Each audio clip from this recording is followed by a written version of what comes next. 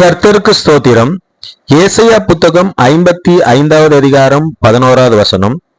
அப்படியே என் வாயிலிருந்து புறப்படும் வசனமும் இருக்கும், அது வெறுமையாய் என்னிடத்திற்கு திரும்பாமல், அது நான் விரும்புகிறதை செய்து நான் அதை அனுப்பின காரியமாகும்படி வாய்க்கும்.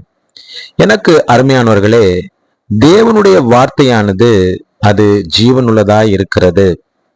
அது வெறுமையாய் ஒரு நாளும் திரும்புவதில்லை. அந்த வார்த்தையானது எந்த நோக்கத்திற்காக அனுப்பப்பட்டதோ அந்த நோக்கத்தை நிறைவேற்றும்படியாக, தேவனுடைய விருப்பத்தை நிறைவேற்றும்படியாக, அந்த காரியத்தை வாய்க்க பண்ணும்படியாக கிரியை செய்யும். அந்த வார்த்தையை நாம் விசுவாசிப்போம்.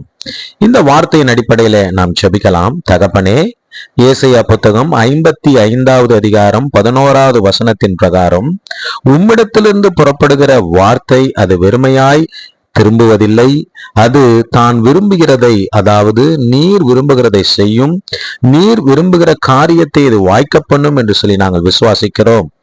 இப்பொழுதும் உம்முடைய வார்த்தையானது எங்களிடத்துல கிரியை செய்வதாக, உம்முடைய சித்தத்தை நிறைவேற்றுவதாக, எந்த நோக்கத்திற்காக வார்த்தையானது அனுப்பப்பட்டதோ, அனுப்பப்படுகிறதோ, அனுப்பப்படுமோ அந்த நோக்கத்தை உம்முடைய வார்த்தையானது நிறைவேற்றுவதாக.